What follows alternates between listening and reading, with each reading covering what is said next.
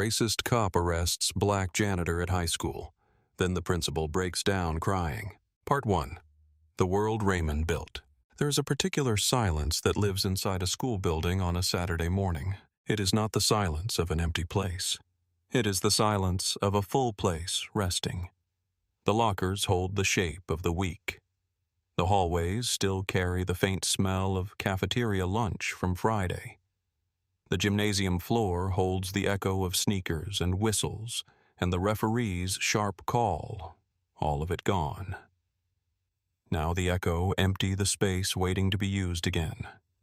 The trophy case near the main office catches the early light through the corridor window and throws it in pale rectangles across the floor. The bulletin boards are full of paper announcements, college pennants, student artwork, all of it waiting for Monday. A school building on a Saturday morning is its most honest version of itself. It is not performing for anyone. It is not showing up for the students or the teachers or the administrators. It is just standing doing the quiet work of being a structure, holding the accumulated weight of all the things that have happened inside it.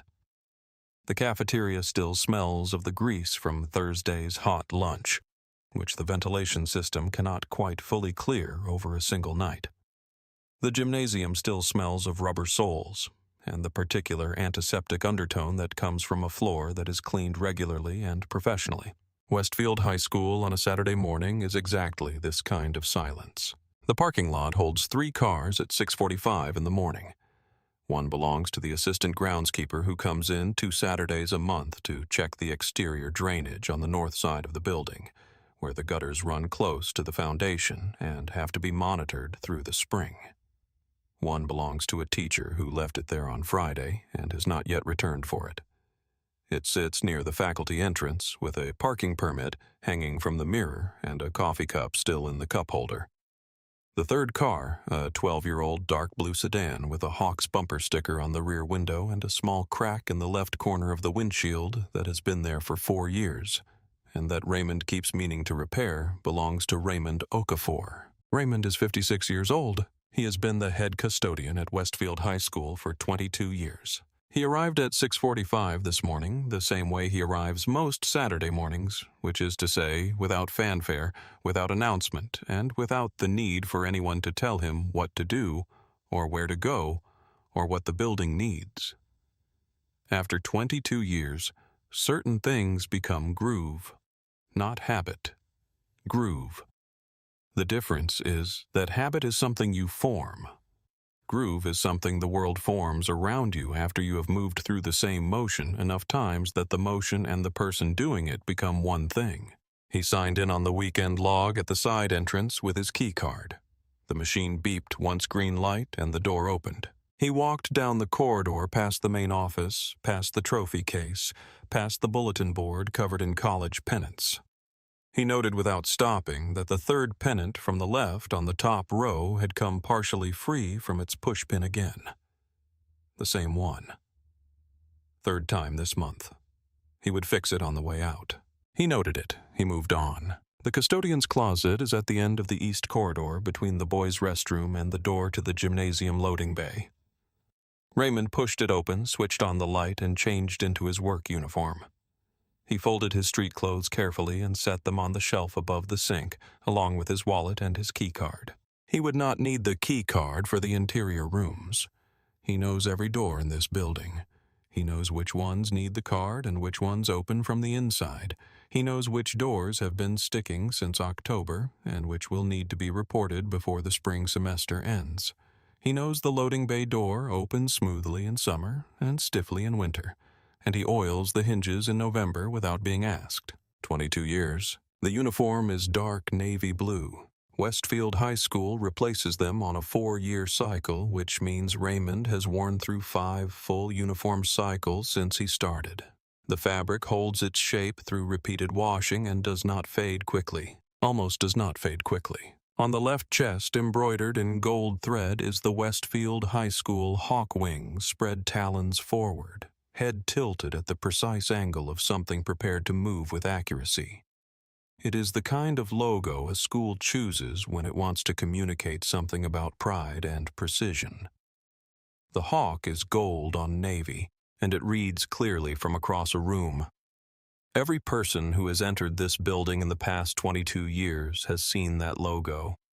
Every teacher, every student, every parent who has come in for a conference or a performance or a game, every facilities technician and contractor and school board member and substitute teacher and visiting administrator. The hawk is known. On the right chest, also in gold thread, is a name, Raymond. 22 years of washing have made the letters slightly faded, not illegible, not obscured, slightly faded, the kind of faded that comes from something being used, from something being real. The gold is still gold, still readable, still unmistakably there. But it carries in its color the record of 22 years of Saturday mornings, and 5 a.m. arrivals, and 2 a.m. departures, and the full weight of what it means to keep a building running for 2 decades without the building once going unattended when it needed something. Raymond lifted his supply cart from the back wall, checked the inventory mop bucket, 2 containers of cleaning solution, the small tin of oil he keeps for hinges, the box of replacement ceiling light covers the level, the extra wax canister, the roll of caution tape he keeps on the bottom rack, because floors being waxed need to be marked even when the building should be empty, and walked out of the closet and down the corridor toward the gymnasium. He carried the morning's task list in his head. The gymnasium floor near the stage entrance needed another waxing pass. He had noted a dull section on his last Tuesday walkthrough, and it had been bothering him since. Not greatly.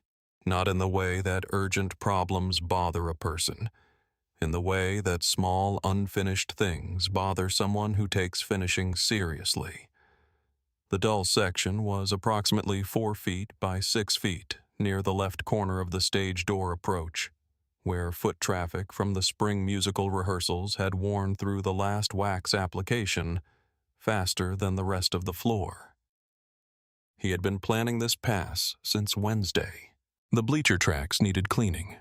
Debris accumulates in the channel between the seat and the track support dust food wrappers, small pieces of paper, occasionally a pen or a hair tie, and if you let it build up, it becomes a safety issue because the bleachers cannot extend and retract smoothly when the channels are full. Raymond cleans them on a quarterly schedule. This was the quarterly cleaning. The supply closet hinge on the gymnasium's east wall had been loose since January. He had applied a temporary fix in February, using a longer screw to give the plate more purchase in the softened wood of the door frame, but the frame had continued to soften, and the screw was losing its grip again. The permanent repair required a steel reinforcement plate that he had ordered through facilities and that had arrived the previous Thursday. He had the plate, the screws, the drill, and the anchoring compound. Today was the day. These were the tasks. There were others, smaller ones. There always were. He would find them as he moved through the building the way he always found them, the way a person finds things when they have spent 22 years learning how a building breathes, what it needs, where it tends to fail, and what it looks like when it is about to ask for something. He pushed the gymnasium doors open at 7:12 a.m. The space was empty and clean in the early light. The high windows on the east wall let in long rectangles of pale morning, the kind of thin spring light that has warmth in it but not yet the full weight of sun. The bleachers were folded in on both sides. The floor had that particular sheen it gets on weekends when foot traffic has been off it for a day and the wax has had time to settle into an even layer. The stage at the far end of the gymnasium had its curtain drawn. The scoreboard on the north wall was dark. Raymond started at the far end of the floor near the stage entrance. He worked in the way he always worked, methodically, quietly covering each section before moving to the next. He did not rush. Rushing wax leaves lines and uneven coverage. You pull the wax before it sets and have to do the whole section again.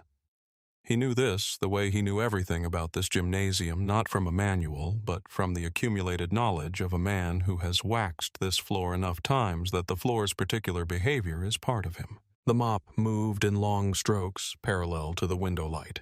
He knew how much to apply and in what direction. He knew when the floor looked right. He was on the third pass near the stage entrance when he heard the gymnasium main doors open. He turned. He was not alarmed. He knew this building. He knew its sounds and what they meant. A door opening at this hour most likely meant a teacher who had forgotten something, or the groundskeeper coming through, or one of the early arriving students for whatever Saturday event was on the schedule. He had noted on the weekend activity sheet that a college prep volunteer documentation session was scheduled for 8 to 10 in the gymnasium. He had built his cleaning schedule around being out of the main floor before 8. It was now 7:24. He had time. The man who came through the gymnasium main doors was not a teacher. He was wearing a police uniform. He was white, somewhere in his mid-30s, with a crew cut and the particular posture of a man who has learned to stand in a way that takes up more space than his actual body requires. His hands rested at his sides with the specific readiness of someone whose hands have learned to be near the tools at his belt without touching them. He stopped just inside the doors and looked across the gymnasium floor at Raymond. He looked at Raymond's face. He did not look at Raymond's shirt. By 7:55, 14 students had arrived and settled into the gymnasium bleachers for the Saturday college prep volunteer session. They had come in through the main entrance, signed in on the session log that Marcus had set up on a folding table near the gymnasium doors, and taken their seats on the bleachers. Some had coffee. Some had breakfast sandwiches still warm in paper bags. Several had folders or notebooks. One had a laptop. The session had been organized by Marcus, 17, a junior, who served as chair of the Student Volunteer Committee.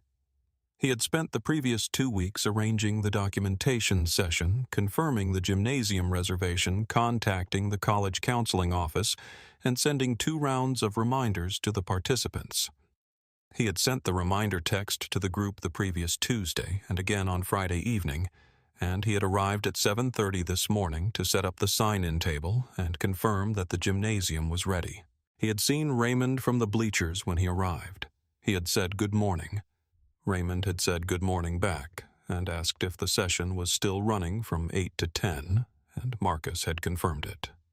Raymond had told him he would be done with the floor by 7:50 and the bleachers by 7:45. The session ran from 8 to 10, and the purpose was to log and document volunteer hours for college application submissions.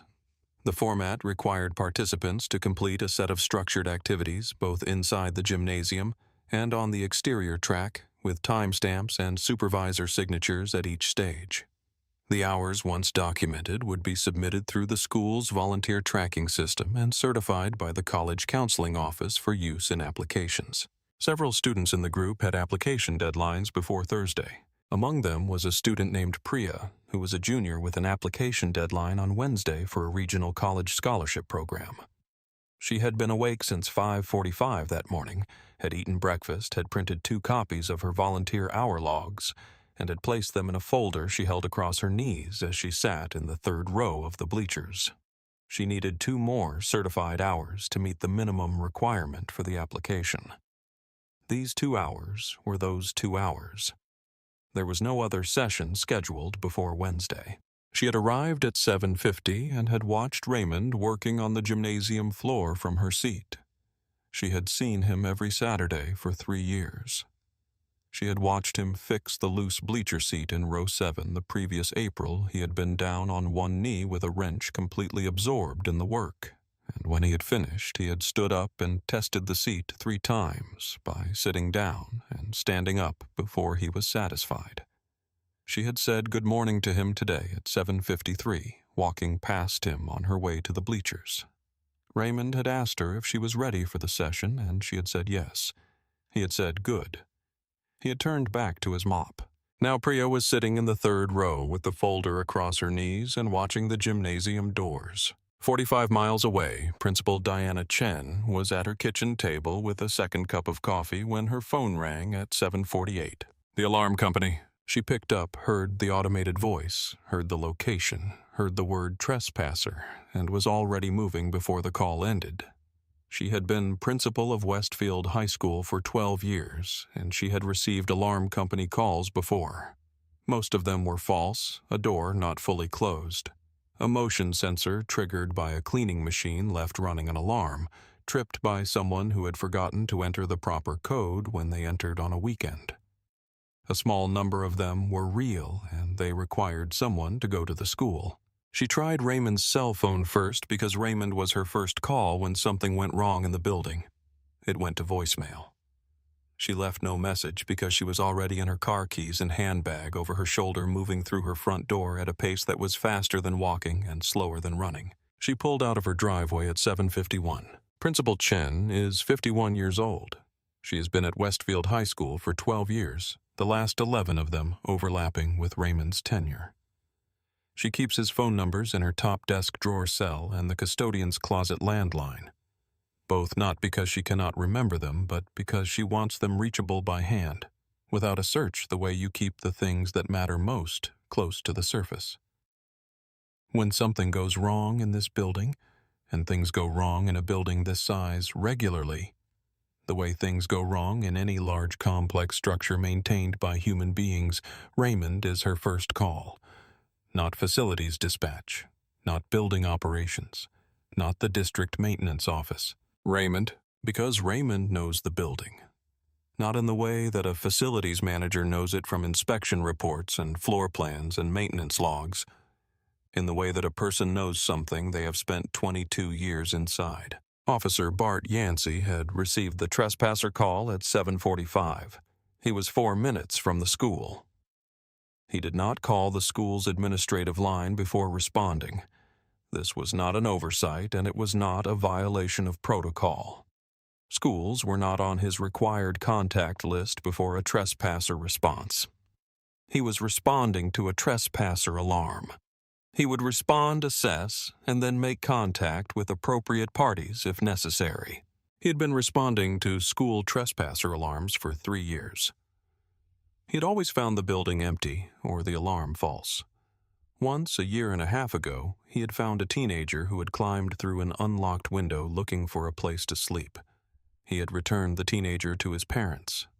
The case had been handled with appropriate discretion given the teenager's age and circumstances. He pulled into the Westfield High School parking lot at 7:49 and entered through the gymnasium main doors at 7:51. He pushed through the gymnasium main doors and stopped. He looked across the floor at the man with the mop. He looked at Raymond's face. He did not look at the uniform. He did not look at the hawk on the left chest. He did not look at the name on the right. He had already decided what he was seeing. Part 2, First Contact. Raymond saw the officer cross the gymnasium floor toward him. He set the mop against the wall. He did this carefully, leaning it at an angle that would not cause it to slide, resting the head in a stable position on the floor. Not abruptly, not defensively. Simply the way a person sets something down when they understand that the next several minutes are going to require their full attention and their hands should be free. He stood still and waited. He had done nothing wrong. He knew he had done nothing wrong in the precise, grounded way that a person knows something that is simply true. He had signed in with his key card at the side entrance. He was wearing his work uniform. He was doing the work that was his to do in the building that he had been keeping for 22 years. He had a right to be here that was not conferred by any single piece of documentation, but by the accumulated fact of 2 decades of showed up. And still he kept his face still, because he also knew in the way that a black man in America knows things that live below the level of reasoning and have been learned not from books but from the shape of rooms and the tone of voices and the specific silence that falls when certain things are understood without being said. He knew what the next several minutes might cost him regardless of what happened after. Yancey stopped 6 feet away. He said the building was closed. He said it with the particular flatness of a statement that expects to not be contradicted. He asked Raymond to identify himself. Raymond said, "I am the head custodian at this school. My name is Raymond Okafor. I come in every Saturday morning for the deep cleaning cycle. The uniform is on my body if you would like to look at it." He said this clearly, without rush, without the particular compression of language that happens when a person is afraid and trying to talk fast enough to prevent something. He was not fast. He was not slow. He was the same pace he uses when explaining to a new junior custodian the procedure for handling a chemical spill, deliberate, specific, and order. Yancey asked for identification or an authorization card. Raymond said, "My key card is in the custodian's closet. Down the east corridor. 40 feet from where we are standing. I left it with my street clothes when I changed because I do not need it for the interior rooms. I know every interior room in this building." Yancey said he could not leave Raymond unattended. Raymond said, "I am not suggesting you leave me. Walk with me."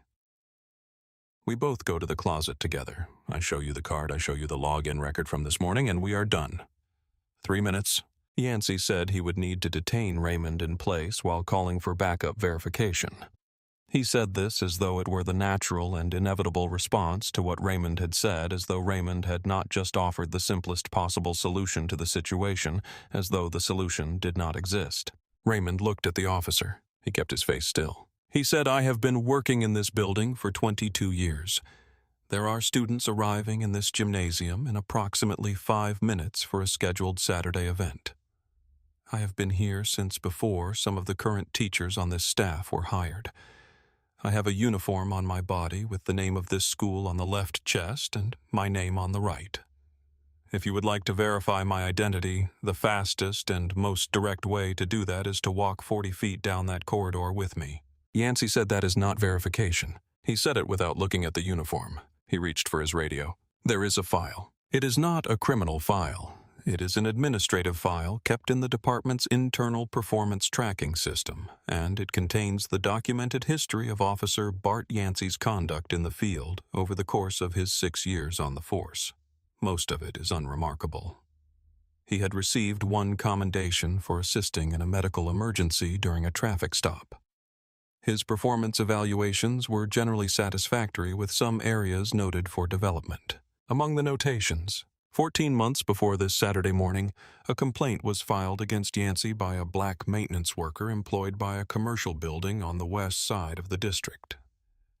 Yancey had responded to a trespasser alarm at the commercial building at 11 p.m. on a weeknight.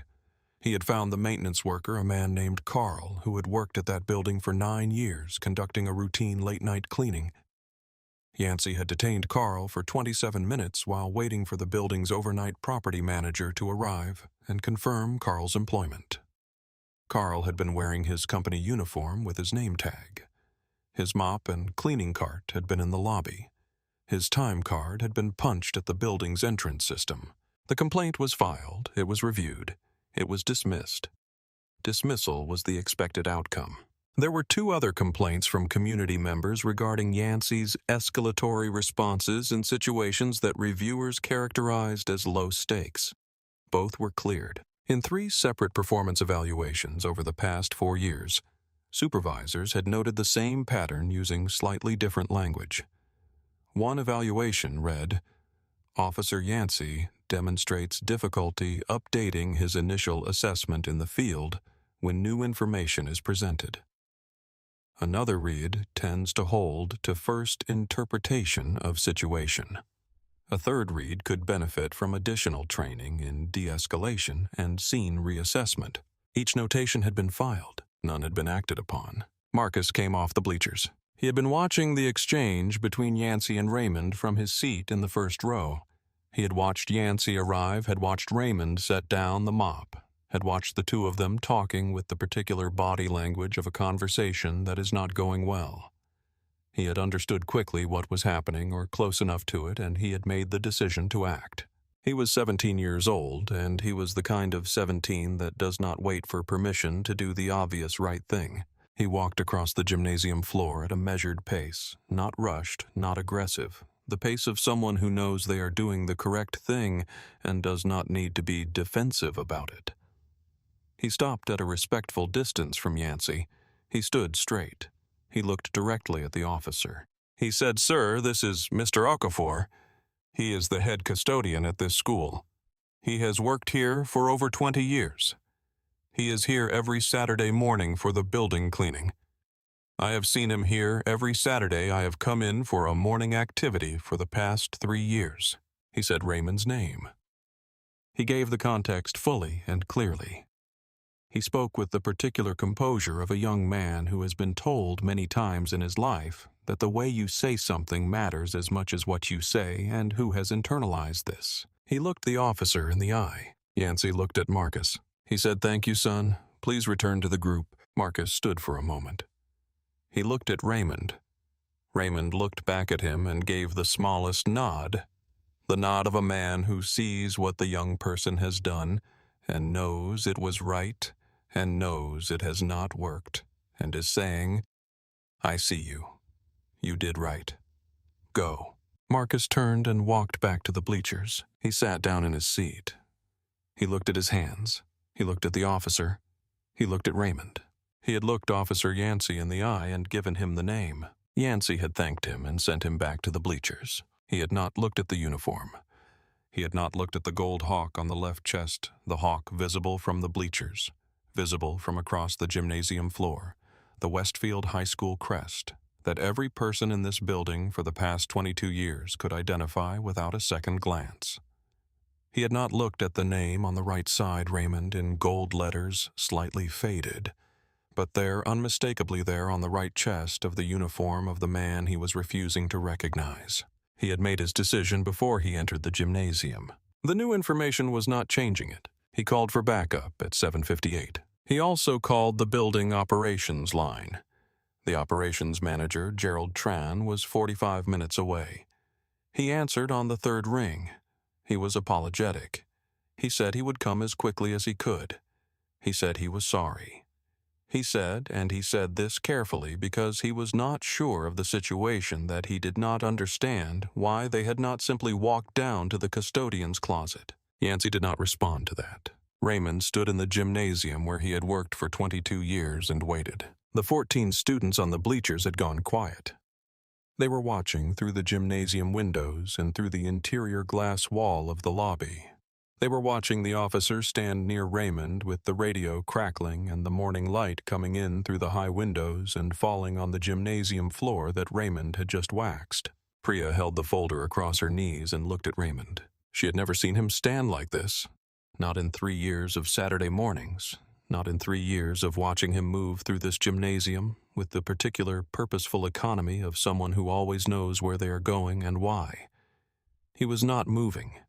He was standing with his hands at his sides and his face still, and there was something in the stillness that was different from rest. It was the stillness of a man who has been asked to stop by someone with the authority to enforce the stopping, and who is choosing in that stillness to maintain the one thing no one can take from him: his composure, his dignity, his 22 years. Part 3, Escalation. At 8:04 a.m., Officer Bart Yancey informed Raymond Okafor that he would need to place him in restraints. He used the word restraints. He said, "Pending the arrival of the building operations manager for identity verification, I am going to need to place you in restraints." Raymond asked, "Is this an arrest?" Yancey said, "It is a precautionary detainment pending identity verification." Raymond asked, "On what grounds?" Yancey said, "Presence in a restricted area without confirmed authorization." Raymond looked at Yancey. He spoke carefully. He said, "The authorization is on my body. I am wearing a custodial uniform issued by this school district with this school's name and logo embroidered on the left chest, and my name embroidered on the right chest. I am in this building on a Saturday morning that I have worked for 22 years.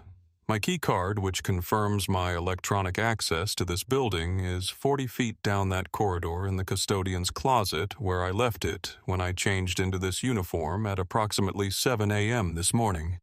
These facts are all verifiable. I am offering to help you verify them. You are declining." Yancey said, "I understand that. We will verify when the manager arrives." Raymond said, "And until then?" Yancey said, "Until then, I need you to turn around and put your hands behind your back. There are things that 22 years teaches a person about a building. There are also things that a lifetime teaches a person about the world the building sits inside." Raymond Okafor was a man who had spent his entire adult working life in service to a public institution, maintaining it, caring for it, knowing it more completely than almost anyone in it.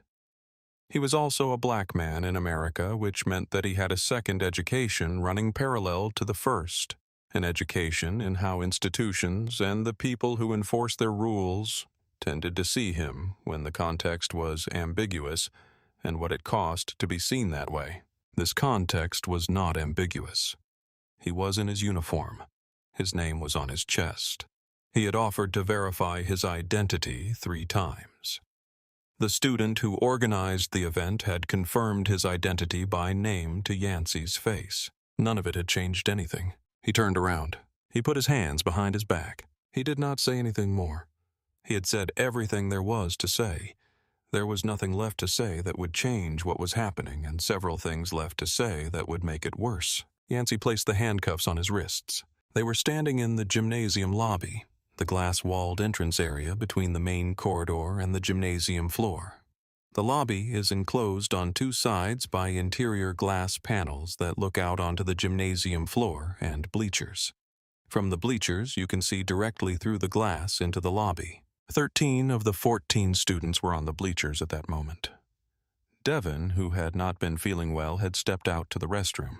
13 young people sitting in the bleachers of their high school gymnasium watched through interior glass as the man who had been waxing their gymnasium floor 30 minutes ago was placed in handcuffs in the lobby by a police officer. 4 of the 13 knew Raymond by name. 2 of them had spoken to him that morning. Priya had spoken to him at 7:53. She had said good morning.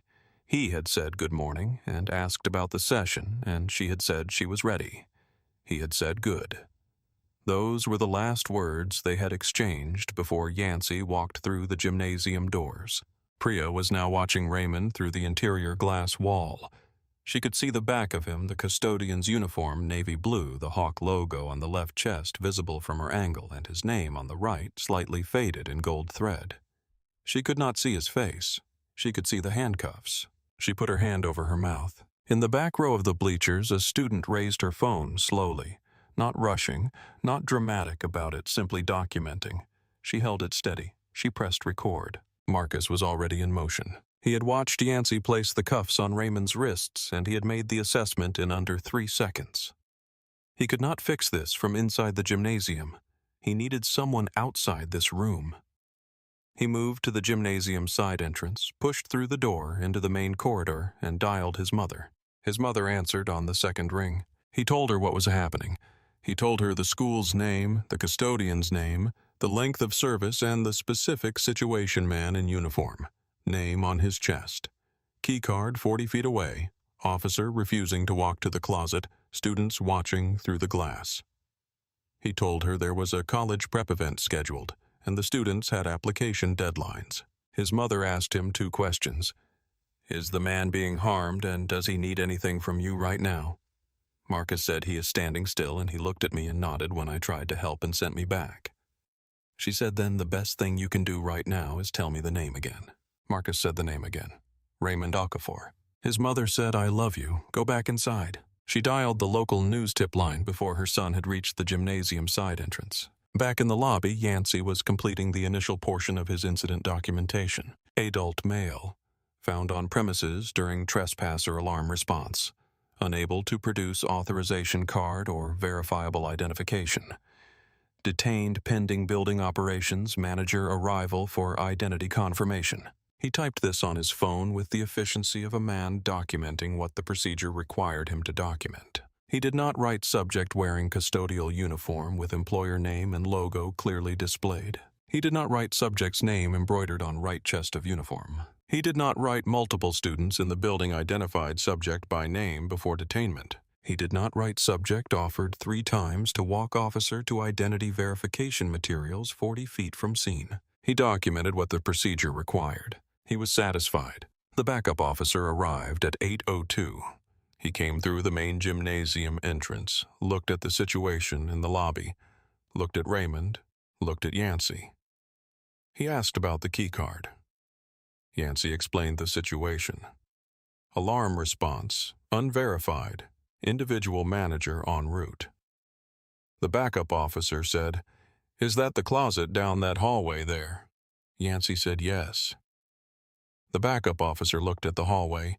He looked at Raymond's uniform.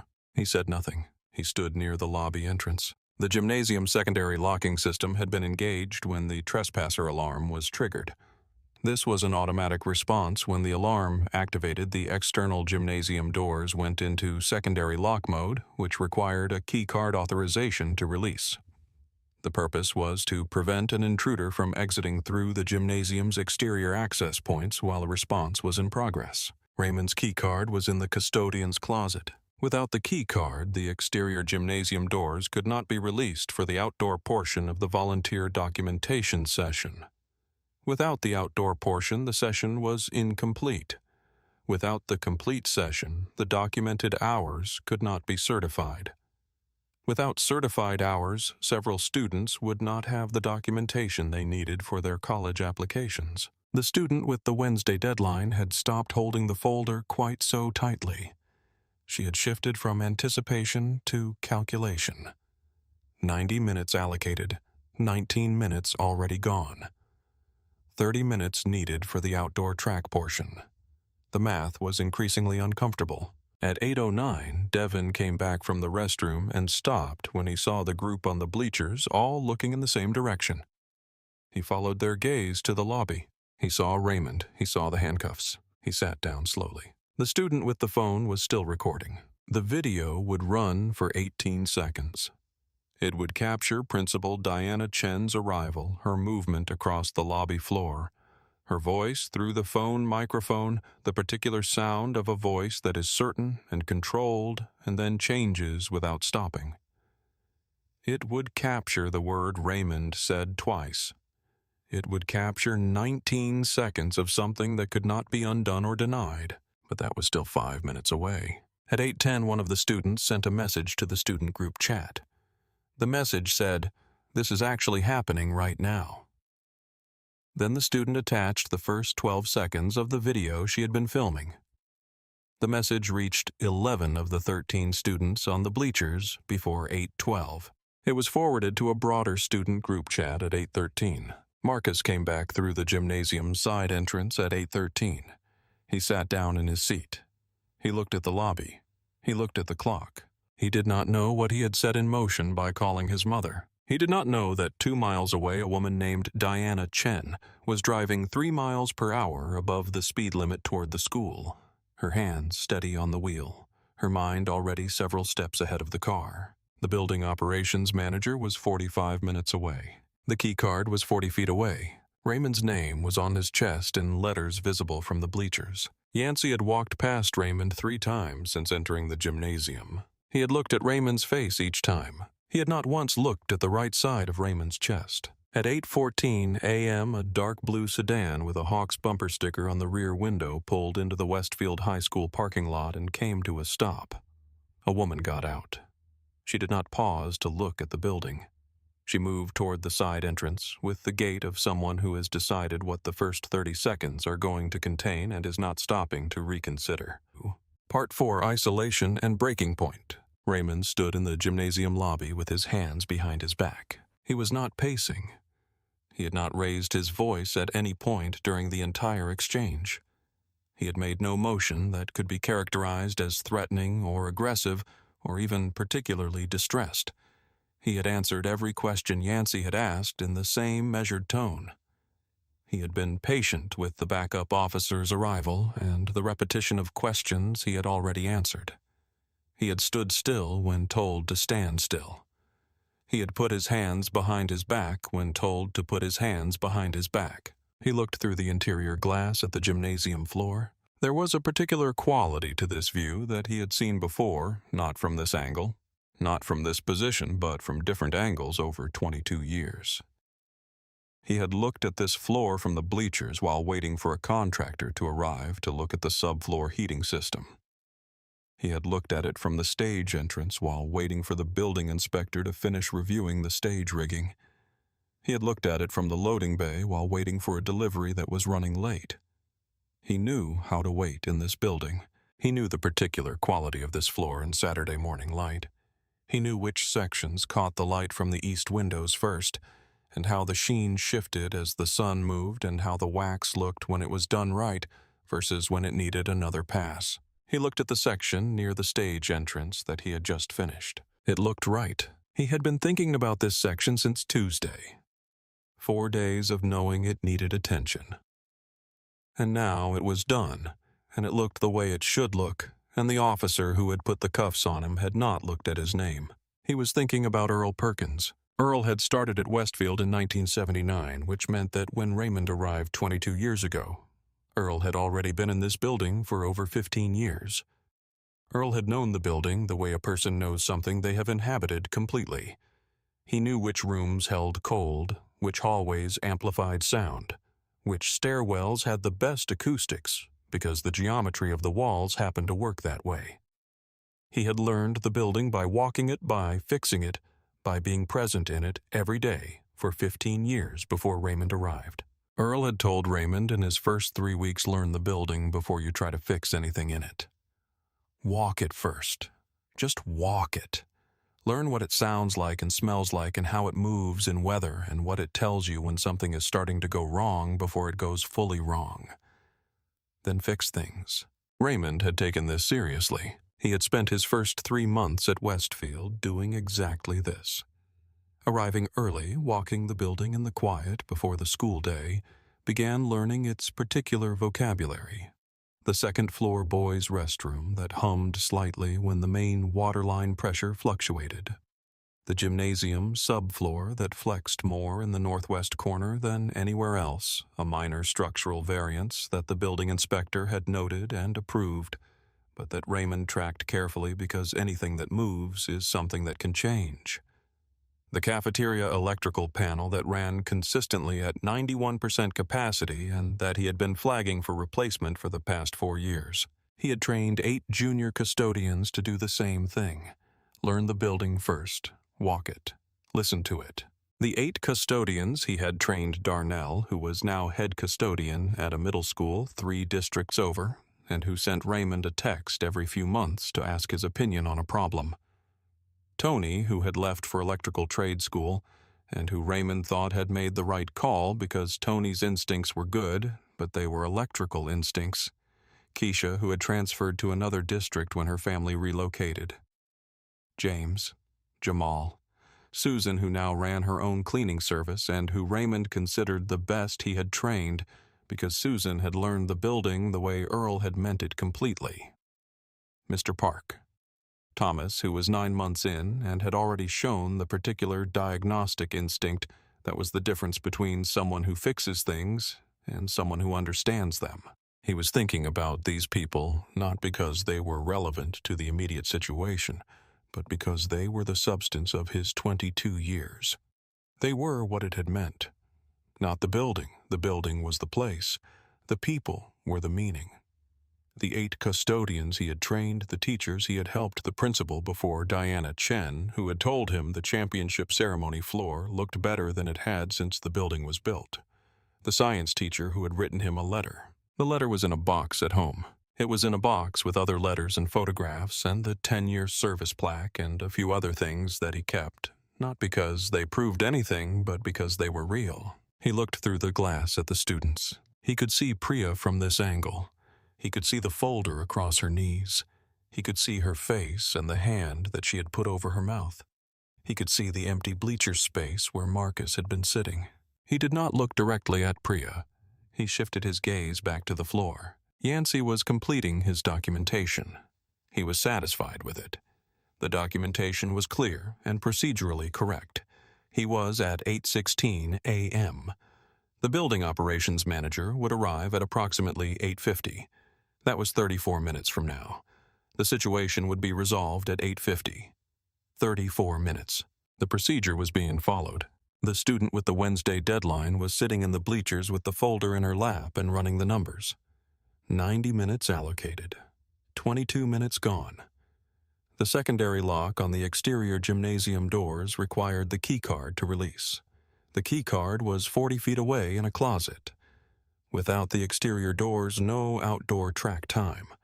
Without outdoor track time, no full session. Without the full session, no certified hours.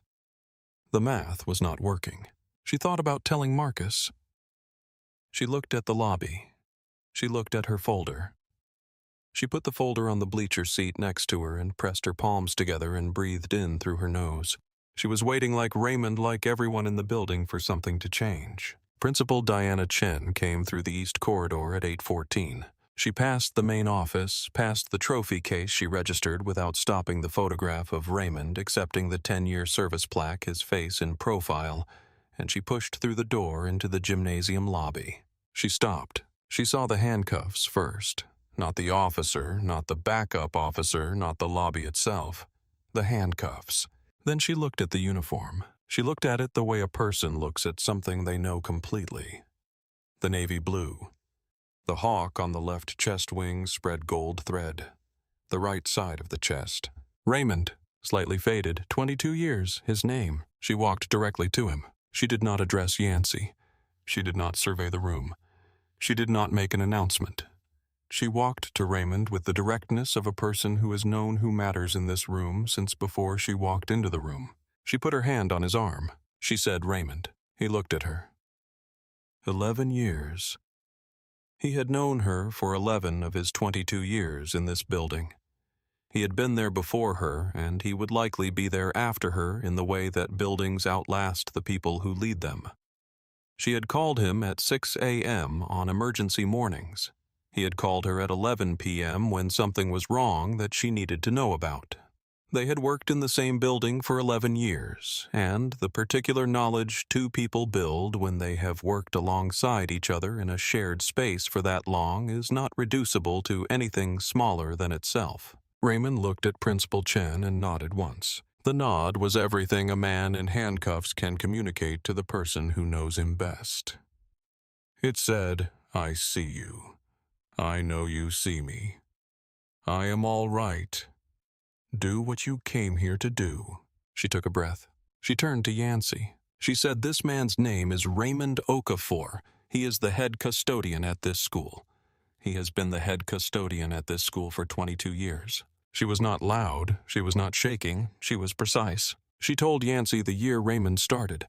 She told him Raymond's title and what that title encompassed in practical terms, not the job description from the district handbook, but the actual reality of what Raymond did every day. The boiler system, the 3-floor drainage network, the cafeteria electrical panel that she had been asking facilities to replace for 4 years, and that Raymond had kept running through 3 major fault events.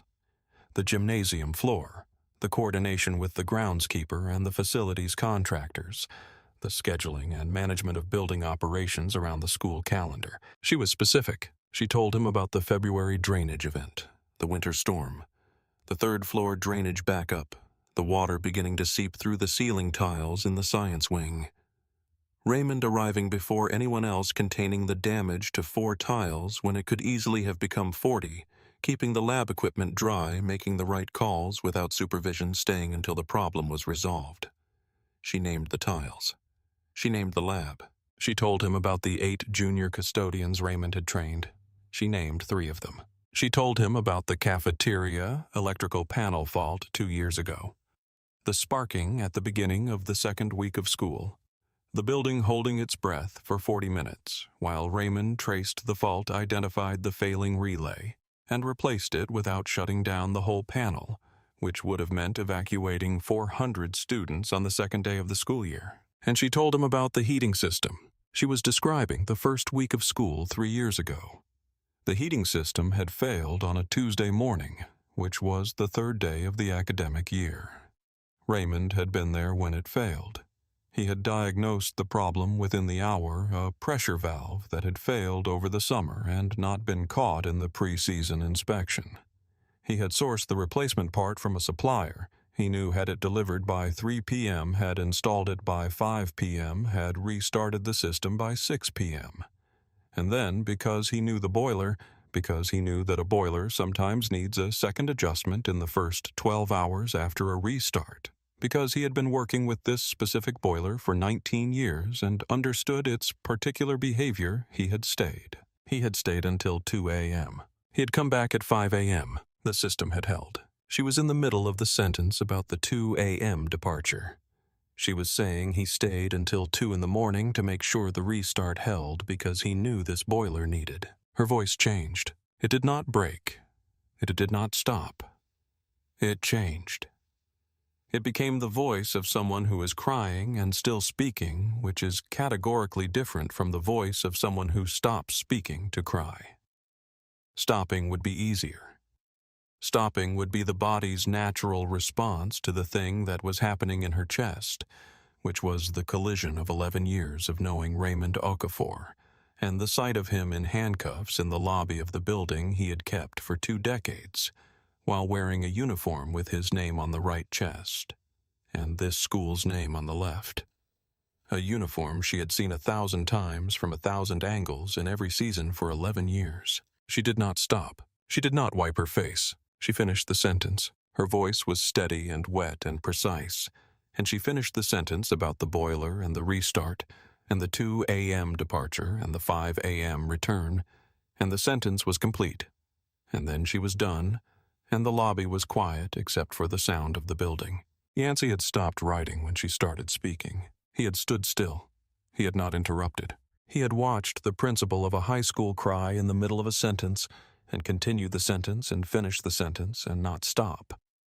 And he had no documentation protocol for this, and he had no incident notation for what he was watching, and whatever he had assembled in his mind before he walked into this gymnasium at 7:51 a.m. it had not contained this. He was still holding his phone. He had not written anything in the last 4 minutes. Part 5, Climax and Reversal. Yancey removed the handcuffs. There was no announcement, no statement of having made an error, no formal acknowledgement that the situation had been mishandled. One moment Raymond was standing with his hands behind his back in the gymnasium lobby of Westfield High School at 8:23 a.m. Then Yancey was behind him working the cuffs, and then the cuffs were off. 19 minutes. Raymond brought his hands forward. He did not look at Yancey. He flexed his fingers once and looked at Principal Chen. She was still standing where she had been standing when she finished speaking. Her face was as it had been when she finished speaking. She had not touched her face. She was looking at Raymond. Raymond said, "I'm all right." She nodded. Then she turned to the backup officer and said, "Is there anything else required from Mr. Okafor at this time?" The backup officer looked at Yancey. Yancey said, "We will need to complete the incident documentation. Principal Chen said you may complete your documentation in the main office. I will make sure the office is accessible." She turned to Raymond. She said, "Come on." They walked out of the gymnasium lobby together through the gymnasium doors into the east corridor. The building around them was the same building it had always been, the same corridor, the same trophy case, the same bulletin board with the college pennants, the third one from the left on the top row still listing from its half-loose pushpin. Raymond looked at it as they passed. He would fix it on the way out. They stopped at the custodian's closet.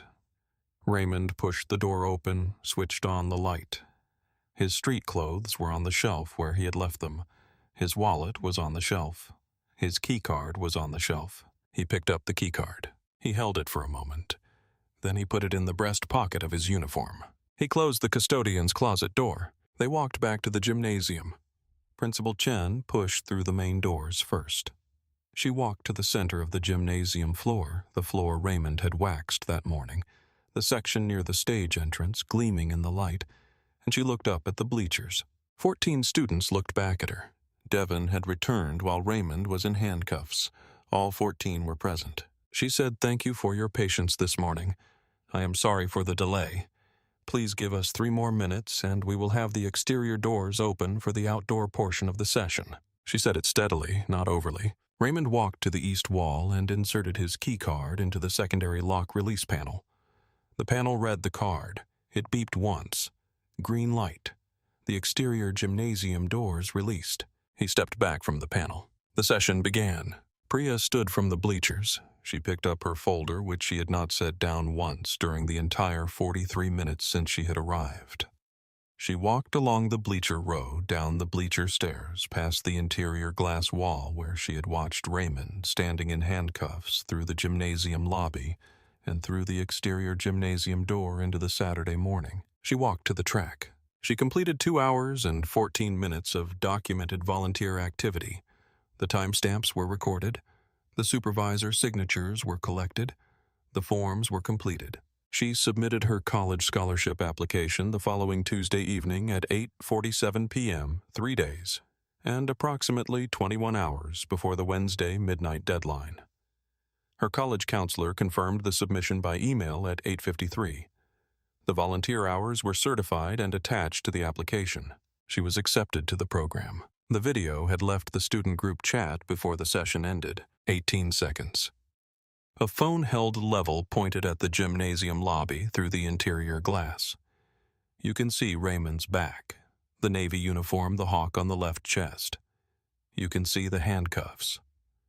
Then the side entrance door opens and a woman comes in quickly and walks directly to Raymond without looking at the officers. Her hand goes to his arm.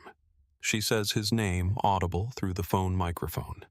Then she turns and begins speaking, and the video catches the next 12 seconds of her voice, including the place where the voice changes without stopping, including the word Raymond said for the second time at the end. 18 seconds. It was in the broader student community group chat before 9 a.m. A parent had seen it and posted it to a community forum by 9:30. By 10:45, the forum thread had over 300 views. By 1 p.m., it had been shared to a regional community board. Marcus's mother called the local news tip line at 8:47 a.m. A reporter called the school's main administrative line at 9:15. Principal Diana Chen answered. The reporter identified himself and asked about the incident at Westfield High School that morning. The detainment, the students present the video that was already circulating. Principal Chen listened to the question. Then she said Raymond Okafor has been the head custodian at Westfield High School for 22 years. He was at this school on a Saturday morning doing his job. He was wearing his uniform. His name was on his chest.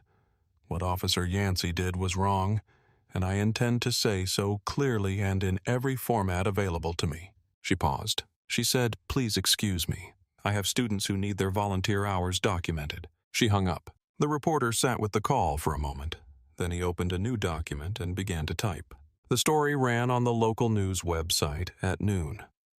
By the time the evening broadcast aired, it had been shared 800 times. By Sunday morning, it had reached regional news. On Monday morning, the office of the district superintendent received over 400 emails before 10 a.m. Dr. Margot Bellingham, the superintendent, had already seen the video by Sunday evening. She had reviewed Yancey's incident report. She had reviewed the prior performance evaluations. She had reviewed the 2 complaints that had been cleared. She had looked at the complaint filed by Carl, the maintenance worker from 14 months ago, who had been detained for 27 minutes while wearing his company uniform in his place of employment. She made 3 phone calls on Monday morning. The third call was to the chief of police. The district released a statement at 2 p.m. on Monday. It named Raymond Okafor. It stated that he had been a valued member of the Westfield High School community for 22 years.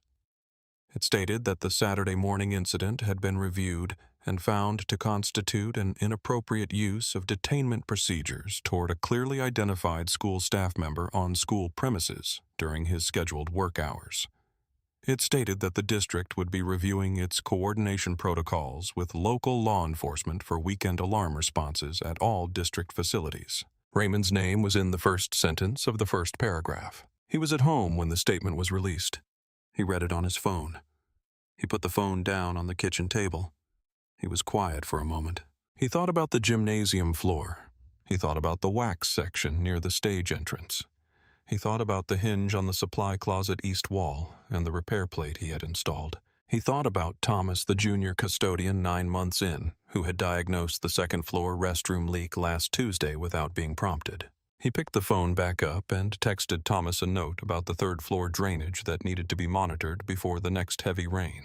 Then he put the phone back down. Officer Yancey was placed on a performance improvement plan the following week. He was required to complete mandatory training and identity verification protocols for service personnel at public institutions, a 4-hour module that covered the legal standards for probable cause in low-stakes situations, the specific protocols for interacting with service employees during alarm responses, and the importance of visible credentials such as uniforms, name tags, and employer logos in establishing identity at the scene. The training module had existed in the department's training catalog for 3 years. Yancey had never been required to complete it. He completed it the following Wednesday. Part 6 resolution. The student with the Wednesday deadline submitted her volunteer documentation on Tuesday evening, 3 days before the deadline. Her college counselor confirmed the submission by email that same evening. The volunteer hours were certified. The application went in on time. She was accepted to the regional scholarship program the following March. She found out by email at 2:47 in the afternoon on a Thursday, reading her phone in the school library between classes, and she put the phone flat on the table and sat very still for a moment before she messaged anyone. When she told the college counselor asked her how she felt. She said she felt grateful for the people who had made sure the session could proceed. The counselor asked who she meant. She said all of them. Marcus wrote a letter. He began writing it the Sunday after the incident, sitting at the kitchen table while his mother made tea, and did not say anything because she understood that he needed the space. He wrote it by hand because he had been told and believed that some things deserved the slower version of writing, the one where the hand has to keep up with the thought rather than outrunning it. The letter was 3 pages long, addressed to the Westfield High School Board of Education. He revised it twice. It began, "I looked Officer Yancey in the eye and told him Mr. Okafor's name. He thanked me and sent me back to the bleachers." The letter continued. It described in sequence and without embellishment what Marcus had seen that Saturday morning. The uniform, the hawk logo, and the name. The conversation between Yancey and Raymond that Marcus had been close enough to hear in full. His own approach and what he had said to Yancey and what Yancey had said in return. The handcuffs, the students through the glass, the folder in Priya's hands, Principal Chen's arrival, and the sentence. He described the sentence that did not stop when it should have stopped the principal's voice, and what happened to it in the middle of a sentence about a boiler and a 2 a.m. departure and a 5 a.m. return, and how she had finished the sentence anyway. He wrote, "I have thought about that sentence many times since Saturday.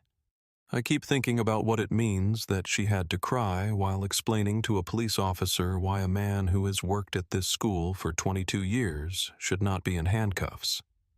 I keep thinking about what was in the room that morning that required explaining at all." He submitted the letter to the school board office the following Thursday. At the next board meeting, a board member named Ms. Dorothea Wills asked permission to read the letter aloud into the official public record.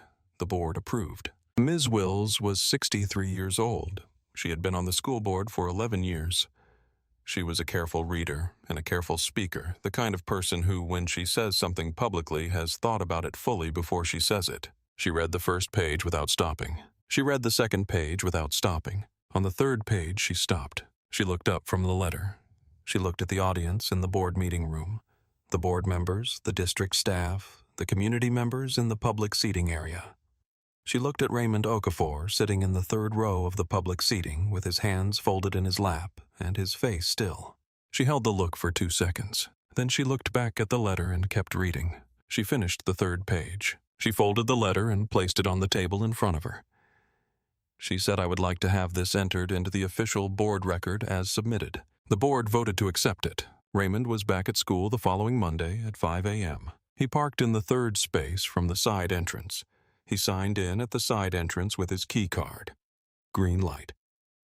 He walked down the east corridor, past the main office, past the trophy case, past the bulletin board with the college pennants. He looked at the third pennant from the left on the top row. It had come loose from its pushpin again. He straightened it. He went to the custodian's closet and changed into his uniform. He folded his street clothes on the shelf. He set his wallet on the shelf. He picked up his key card and put it in his breast pocket. He checked his supply cart. He confirmed the inventory. He lifted the cart and walked out into the corridor. He moved through the building the way he always moved through the building. Principal Chen arrived at her office at 7:30. She set down her bag. She sat at her desk and looked at the papers that had accumulated over the weekend. Monday always brought a particular density of paper. She looked at her coffee.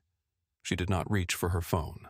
At 7:36, she heard the boiler room door open and close 2 floors below her. Then she heard it, the sound that had been present in this building for 11 of her 12 years at Westfield. The slight squeak of the left front wheel on Raymond's supply cart, audible through the building's particular acoustic quality, the way sound traveled up through the stairwells and along the corridor ceilings. She had mentioned it to Raymond twice. He had told her twice that he was planning to fix it. She had stopped asking. She had come to understand that the squeak was not a maintenance failure. It was the building telling her the person who knows me is here. She did not call down. She did not check the phone or the radio or the weekend activity log. She knew the sound. At the year-end staff recognition ceremony held in the gymnasium on a Thursday evening in late May, Principal Diana Chen stood at the podium and introduced a new award category, Years of Service Above and Beyond. She explained the category briefly. She said it had been created because there are people in any institution who give more than their job description requires, who show up not because they must, but because they have decided at some point that cannot be pinpointed to a single day that this is their place, and they will take care of it completely. She said the first recipient of the award was a person who had been taking care of this building for 22 years. She looked down at the citation in her hands. She had spent 2 evenings writing it. She had spent a 3rd evening in her kitchen, reading it aloud to the empty room, finding the places where her voice wanted to break and practicing through them, reading the sentence again and again until the voice held. She had done this the way a runner trains, not because the next run will be easier, but because the body learns what it practices. She read the citation. She named the 22 years. She named the drainage repair and the cafeteria panel and the heating system failure and the 2 a.m. departure and the 5 a.m. return. She named the 8 junior custodians. He had trained each of them by name. She described the championship ceremony floor and the science wing and the February storm. She got through the whole thing without stopping. Afterward, in the corridor outside the gymnasium, Raymond was holding the plaque the school had given him, a heavy wood base with a brass plate, his name engraved on it, 22 years named beneath it. He was looking at it with the same expression he uses when he is looking at a section of floor to determine whether the wax needs another pass. Principal Chen came and stood next to him. She said, "I practiced." Raymond said, "I know." She looked at him. She said, "How did you know?" He was quiet for a moment. He looked at the plaque. He looked at the corridor around them, the trophy case at the end, the pennant bulletin board, the door to the gymnasium where 40 staff members were still inside. He said, 22 years. She laughed. It was a short laugh, the kind that comes out before you decide to let it out, the kind that is real. Raymond looked at the corridor. He noticed that the left side overhead light near the trophy case was running slightly dim. The bulb was probably at the end of its cycle. He would note it for tomorrow. He picked up his cart. He had 3 more items on his list before he was done for the evening. He moved through the building the way he always moved through it. Precisely. Quietly. Covering each section before moving to the next. 22 years. Closing call to action. If this story stayed with you, if the image of Raymond standing in the gymnasium lobby in his uniform with his name on his chest, if that image found the place in you that knows how wrong it was, take a moment before you go. Subscribe to this channel so you do not miss the next story. There are more of them. Stories about people who have given decades to buildings and institutions and communities and been seen or not seen in the rooms they know better than anyone. Stories that need to be told. Leave a comment. Tell us what stayed with you from this one. Tell us about Raymond, or about the principal who cried in the middle of a sentence and kept going, or about Marcus, who looked a police officer in the eye and said the name clearly and was thanked and sent back to the bleachers. Tell us about someone in your own life who has kept something running for 22 years without being looked at clearly. Share this video with someone who needs to hear it. Share it with someone who works in a building that would not run without them.